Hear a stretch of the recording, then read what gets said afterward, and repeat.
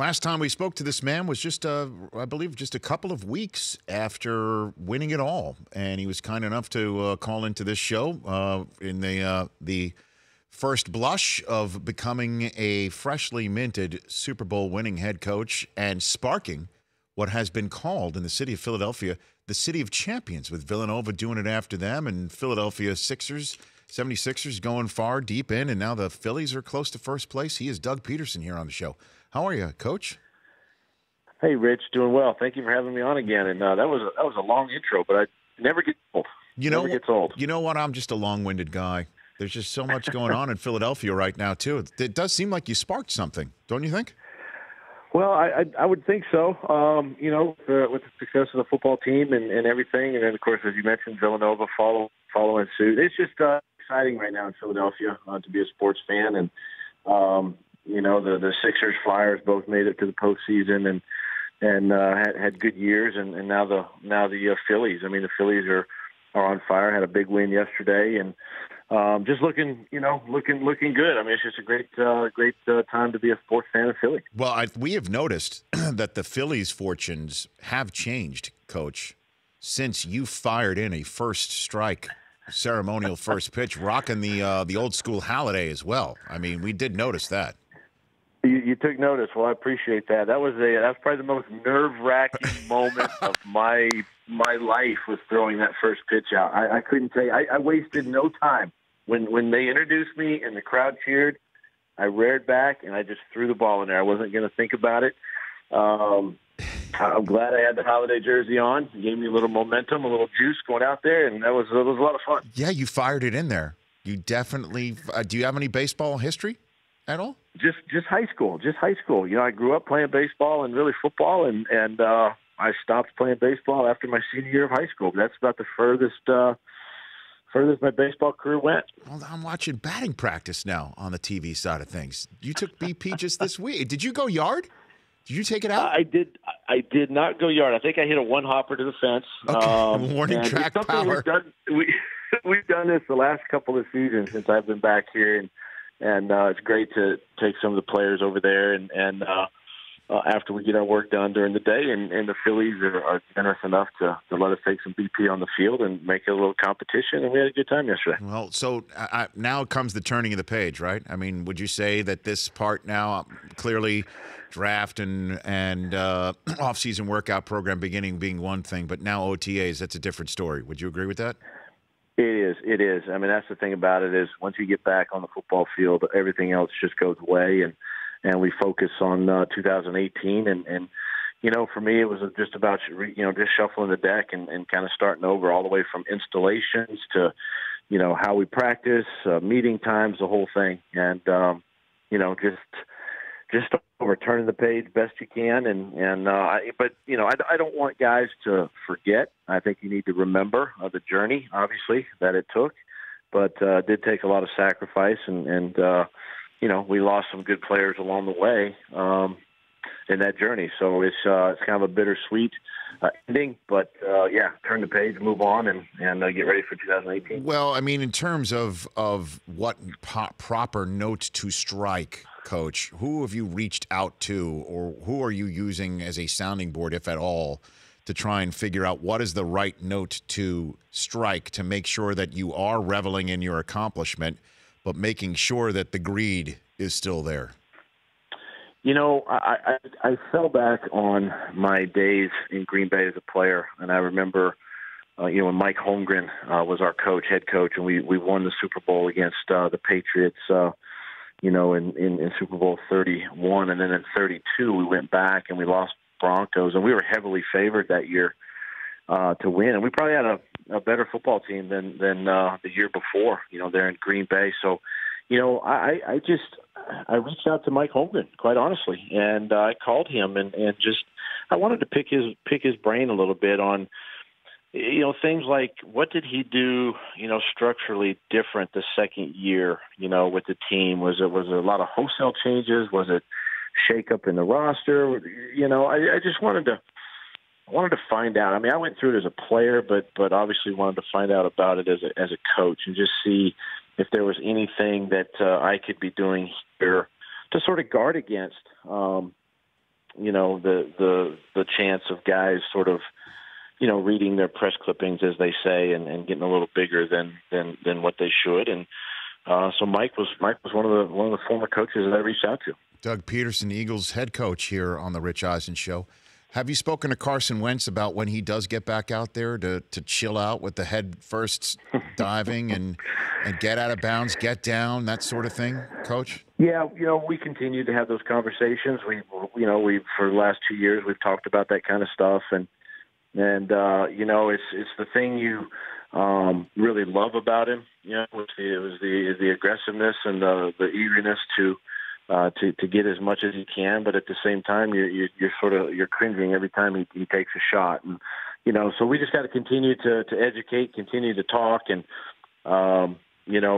just keep working and keep fighting through it. But for me, I still don't want to take the aggressiveness away from him, because that's what makes him very special. What is he like right now? I mean, what is he looking like right now with the idea? Clearly, you're not going to name a starter for Week 1 right here on the Rich Eisen Show, although I'd appreciate it if you did. I'll be very honest. Yeah, if you just go on record right now. Yeah, please. I'm very, very encouraged where Carson is in his rehab. He's working extremely hard to get himself back out on the football field, and he's just doing everything possible, to hopefully be that day one starter. We're just not there yet with it, and yet still optimistic, even with all our injured players, that they'll be ready at some point. And my biggest thing is I just don't want to rush him out there too soon and make it any worse than it has to be. So when he's ready, and we'll go with that. Well, and I'd love to ask you in a few minutes I have left with you about the rookie quarterback class that just came in, and there's been so many comparisons to Carson Wentz, Josh Allen being one.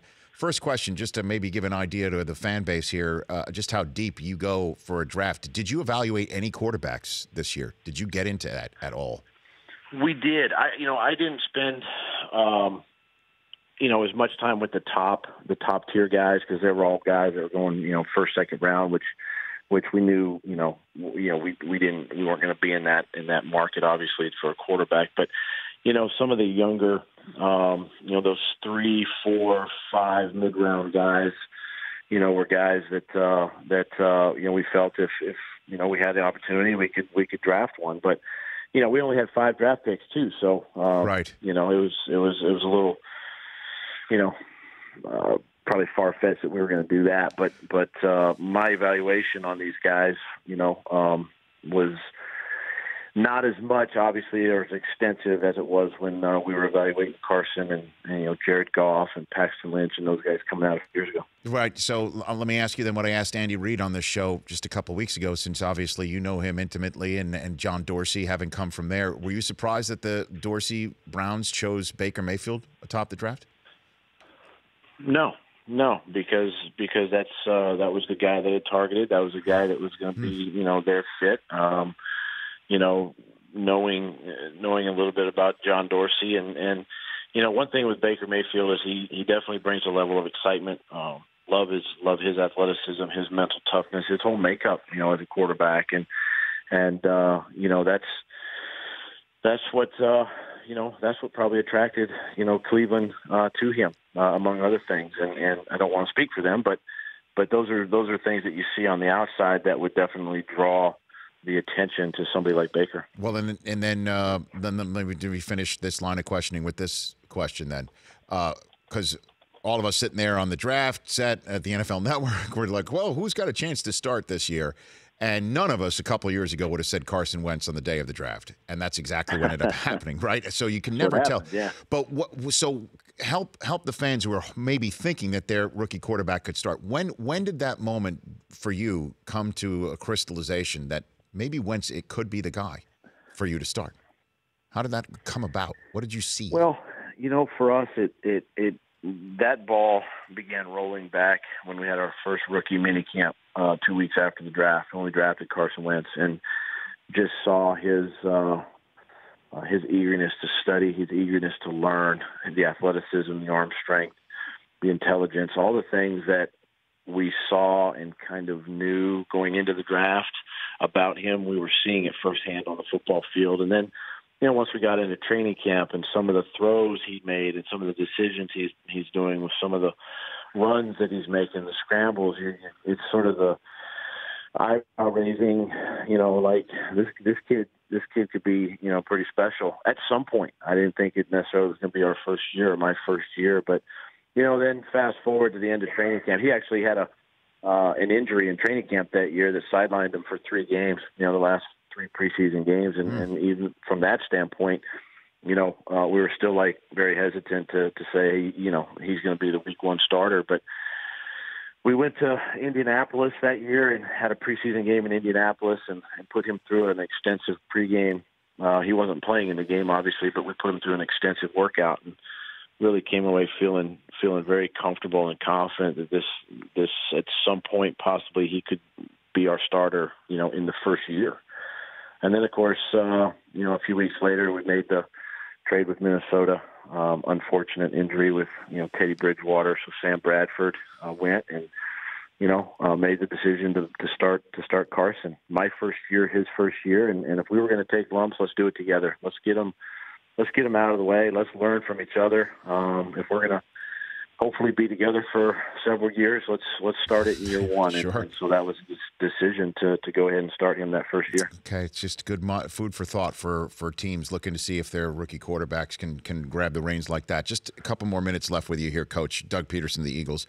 June 5th is set for the team to visit the White House, and there's been so much conversation as to whether this team as a whole is going to go or not. Have you had conversations internally with the players about who's going right now and who's not, essentially taking attendance right now, mid-May? Yeah, right now we've basically, Rich, the way we've got it is we've got the date scheduled for June 5th. I believe that's a Tuesday, and we're working on the logistics of the trip and some of the things that we're going to do while we're there besides the White House. And listen, we're being honored, obviously, as a team. We're world champions. I think it's a great to be honored, especially by the president and the White House. But I do feel that it's on an individual basis. We haven't had necessarily internal conversations. I know we will in the next few weeks. We'll have an itinerary, I believe, next week that's coming out, and we'll be able to have some more conversation about it and see who's interested in going. I know there's a group that's probably a little hesitant in going, and that's fine. I understand. And then there's obviously a group that is excited about going. So again, it's an individual basis. But again, we're being honored as a football team, and I hope we can go and do it as a football team. Well, in terms of those who are hesitant to go, should that group band together in a way and say we want to go, but only if we have a conversation with the president? Separate from this conversation, from the ceremony, would that be something that you would be involved in, or is that even being discussed in any way, shape, or form right now? Yeah, you know what, and those are things that I know some of our players have brought to our attention, and I think that's a great way of presenting it if they can be involved that way, and sort of because we've got some great leaders on this football team that have been outspoken in the community and have done some great positive things here in the city of Philadelphia and back in their own hometowns. And I think that, when you get an opportunity to visit the White House, that you would want a little bit of time. So those are all things we're going through and logistically working out to see, one, how much time and we can have and trying to maximize the day. Coach, really appreciate the time as always. Great seeing. I mean, the pitching and the hitting and the winning, all of it. It's been an impressive run for you so far in 2018. So thanks for taking the time. Thank you, Rich. I do appreciate it. And now we can that's behind us, and we can focus on football. So I do appreciate it. Yeah, you're a distraction with your hitting and your throwing. Correct. Totally. Take care, Coach. Appreciate it. All right, thank you, Rich. You bet. That's Doug Pederson. The Rich Eisen Show, weekdays at noon Eastern on Audience.